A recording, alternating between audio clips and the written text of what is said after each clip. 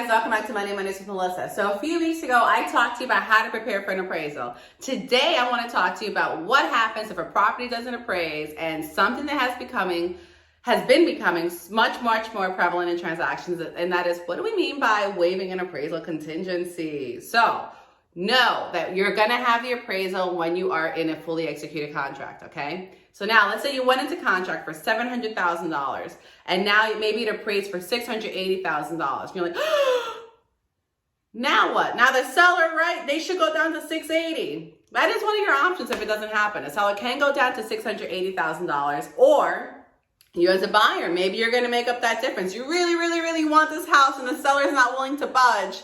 So now you're going to come out of pocket for an additional $20,000 in order to be able to get the home. Or depending on how much money you have or how much money you're putting down, maybe you're going to change your LTV ratio. That way you're not putting down more money, but you are putting less money down on your principal. Maybe now instead of you putting 20% down on $700, you're putting 16% down on $680, and the difference of that 4% from your 20% down payment is now going to go to the seller. Trust me, it makes sense when you do the numbers. Or you guys can meet in the middle. Maybe you come up an additional $10,000, or the seller comes down $10,000. Or if none of these terms work, then unfortunately the deal is dead.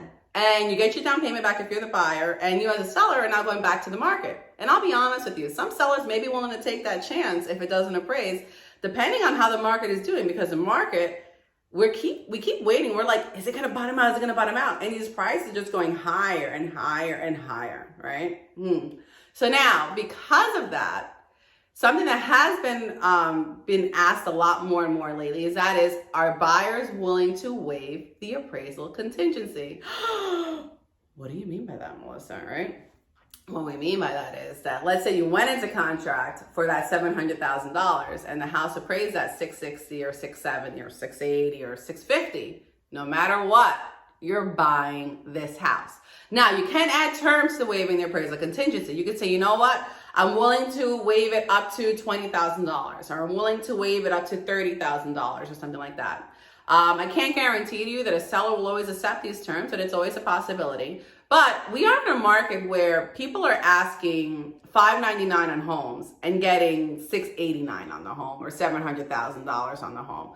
Some offers that buyers are making are just crazy above ask price, that it sometimes really does force a listing agent's hand in being able to ask the buyer, well, since you're so much higher, are you willing to waive the appraisal contingency? Because we just don't see that maybe there's any comps that are going to support this. And that is a conversation to have when you're making an offer. It is something that could make your offer stronger, depending on how much you offer, etc. It may help you in winning the bid if you waive that appraisal contingency. So it's something to talk about. Okay, guys? So if you have any questions about buying or selling real estate, you know who to call.